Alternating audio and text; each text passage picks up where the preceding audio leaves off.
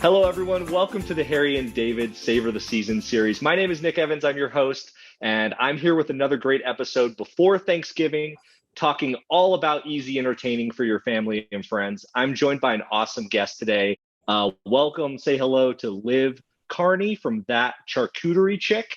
Hello, Liv. How are you doing? Doing great, Nick. How are you?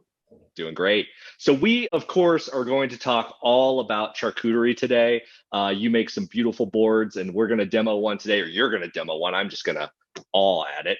But before we do that, can you talk a little bit about your background? Just how'd you get into this? What made you think to get really good at these awesome boards? Yeah, absolutely. Well, first and foremost, I love cheese. I think that goes without saying. We kind of grew up in my family always being sitting around the table enjoying a charcuterie board. Even the most simplest of boards. I remember like being younger and it's Friday night and we're all sitting around a small little cutting board with the cheddar and we used to eat the banana peppers. And so nothing Oh really yeah, crazy, but it was just a special moment that we all shared. So it's always been something I love to eat.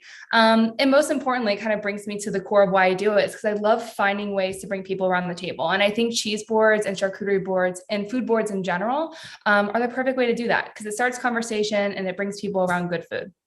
totally. Especially if you make beautiful ones like you do. I mean, if anybody hasn't, you should check out Liv's Instagram. There are some beautiful boards there, tons of ideas. So do you have kind of like a favorite kind of board that you sort of like to, if you just could do anything, what's your go-to? Yeah, that's such a good question. So really, I love anything with a theme in mind. I love Oh, to get an idea in my head, get inspired by something, and create something. Either celebrating that or recreating it. So obviously, the holidays are such a great time because there's so many different flavors, seasonal flavors, holiday themes to kind of go after. So Halloween, Thanksgiving, Christmas, the perfect time. I love a good theme. totally. That's awesome. Yeah, so it can sometimes be overwhelming to like make one of these boards, if you're because there's so many options. So having like a centered theme is really helpful. I think that's a really good tip. So we are going to demo a board. Before we do that, though, I want to ask you: Do you have any upcoming projects that you're working on? I heard a rumor that you might have something fun in the works. I do have something fun in the works. A lot of fun stuff always with this job. Obviously, the holiday season's coming up, so all kinds of cool holiday content using a ton of good seasonal ingredients coming out. A lot of them coming from Harry and David too. But one of my biggest projects that I'm working on, that I'm super excited about. I'm finishing up my manuscript for my first cookbook. It's going to be a board book full of all kinds of seasonal boards, every holiday event that you can possibly think of. I'm really, really excited about it. I'm kind of coming to the end of my creative cycle with it, and it should come out in fall of next year. Oh, that's so awesome. I cannot wait to see it. That is one I will probably cook straight through. I'll just do them all. Awesome. You have to let me know how they are. Yeah, totally. Okay, so I'm gonna leave this to you. So we are gonna so it's Thanksgiving. Maybe you have family, you have friends coming over. So what are some tips you can give everybody to make a really great board to help with the entertaining? Absolutely. So, first and foremost, again, we want to really center ourselves on this theme, and Thanksgiving is such a perfect theme to kind of go off of. So, there's all kinds of different flavors out right now. We have cranberry, we have cinnamon, we have pumpkin spice. So, really get creative with the different types of flavors that you're choosing. There's a ton of different specialty stores that you can go to, but as well as your local supermarkets. They hold all kinds of different flavors of cheeses to choose from, as well as specialty crackers and kind of artisan crackers.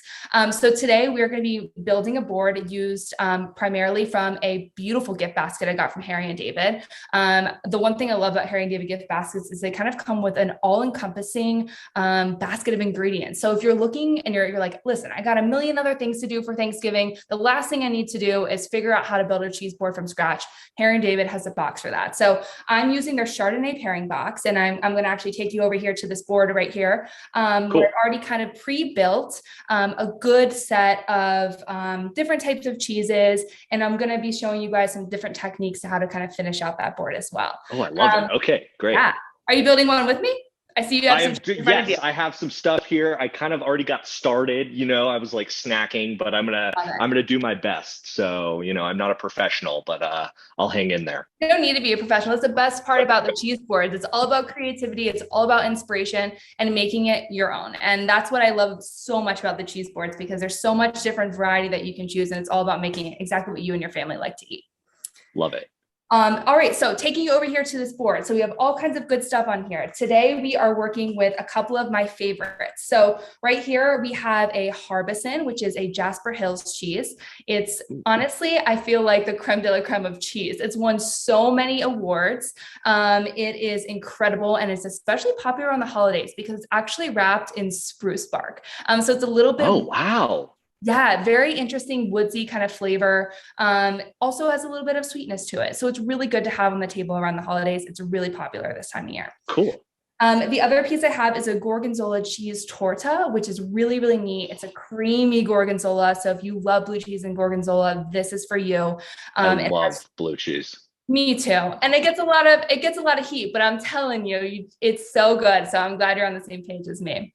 My wife doesn't like it, but I always put one on a cheese board just because that means I get to eat it all by myself. And so it's exactly my little trick. Win-win. She gets her cheese, you get your cheese. Yeah, totally.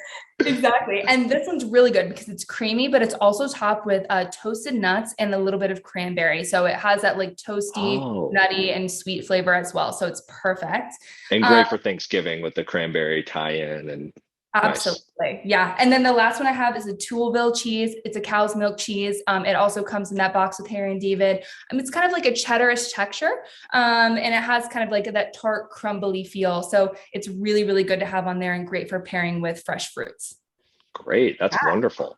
So when you start a board, are you starting, like when you think about this, you start with the cheeses first. That's like your center focus is that, and then you kind of build from there. Exactly. Yeah. So I start with the bigger pieces first. I start with the cheese because I know that's going to be the focal point. I also like to make sure that I save space for some of those little dishes, bowls, or we call them ramekins, to make sure exactly you got it. Fill them with briny items, fill them with your red pepper jelly, fill them with your honey.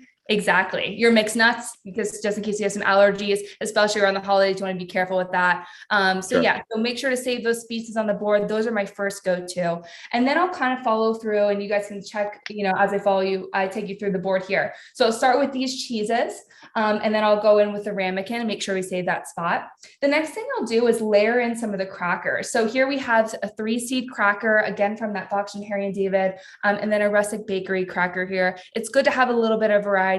But the reason I put those on second is because one, I always forget them because they're almost the least important piece, but they are important. They need to be there. They are the vehicle. And also they can add a little bit of dimension and almost height to your boards because you can build on top of those. So I like to go for that second. Love that. And then lastly, I'll go for the charcuterie or the meat. Today we have a Toscano salami, which is super delicious. And then I'll kind of fill in the rest of the gaps with fresh fruits. I have some delicious raw Riviera pears. Delicious raw Riviera pears. Yes, so delicious. I have some dried apricots as well, and some really, really good chocolate and caramel covered apples. So all kinds of. Oh, a little sweet. So you got to have. Do you always try to put a little sweet on your board when you're thinking about it? Oh yeah, my favorite pairing is sweet with salty. So when you have a good salty, almost crystallized cheese with either a sweet piece of fruit or a piece of dark chocolate, next level. So good. The best. Yeah. Okay, so I have a quiz question for you. Okay. So say you're hosting like a party, a Thanksgiving thing, or any party, and you have your board all laid out. It's beautiful. It's perfect. And then last minute, you learn that 2 extra people or 4 extra people are coming over. Do you have any tips on how you could like quickly sort of scale up your board to just, be a little more customizable? Absolutely. That's a really good question because I feel like that happens all the time. So rule of thumb is about 3 ounces of charcuterie and 3 ounces of cheese per person if it's an appetizer. Double it if it's a meal. And it certainly can be a meal. It's a meal for me a lot of the time. Yeah, easy. Yeah, but if you have, a couple extra people coming in, there's a lot of things that you can do. Actually, one piece that you guys might be able to see right here is a little side dish that I kind of pulled together with some of these ingredients, and it's so, so good. So what we have right here is just a regular like sourdough cracker, a slice of the Royal Riviera pear, and a spread of the Gorgonzola cheese. And it is Wow. delicious. I also topped it with some of the Royal Riviera pear balsamic vinaigrette, which you guys can see right here. Um, Lovely. yes, and it's so good. So what you can actually do is just take some of the leftovers. There's always leftovers from, either when you're cutting the cheese on the board or, you just bought too much, make a little side dish. So right there, it's so easy. Three ingredients, Oh, I cracker, pear, see. cheese. Yeah. And Um, that's nice because then people can kind of grab it and go. They can walk around. It's kind of portable. That's Exactly. fun. Exactly. And it's almost kind of like a built-in bite because a lot of people are like, wow, this is so much. What do I do with this? What do I try? And so you're kind of creating like your perfect bite for them. I love that. Yeah. Do you have any? I feel like you've already sort of mentioned this, but do you have like a hack that you, especially during the holidays, it's nice to have, kind of something that kind of elevates the board a little bit, maybe, just to like make it something really special for the holidays. Do you have any like hack that you like to think of? Definitely. Yeah. So kind of like we talked about earlier, and to your point earlier, like when you pick cheeses that have those holiday kind of colors and feeling flavors and textures, right? So right here we have that cranberry, we have that toasted nut flavor, which is super good. So nice. We have those caramely chocolate apples, all those kind of really great warm flavors. So picking flavors that are in season, obviously the best you can do, as well as picking fruits that are in season. In addition to that, choosing different textures. So you have a couple different crackers and you also prepare cheeses in different ways, right? So that elevates it a little bit, especially, when we think about, aesthetics, you eat with your eyes first, right? So we want to make sure that there's all kinds of different colors and textures going on. And I'm going to show you guys, I actually left one of the cheeses right here unprepared. This is the Touleville cheese. And what you can see right here, it's just a regular, it's a semi-hard cheese. So it's not going to be something that people can easily dig their knife into. So we want to make sure that that's prepared for them. So what I'm going to do is just take this butter knife and I'm just going to put the knife in there and I'm just going to flick it backwards. And what that's going to do is create this really textured kind of little pile of cheese.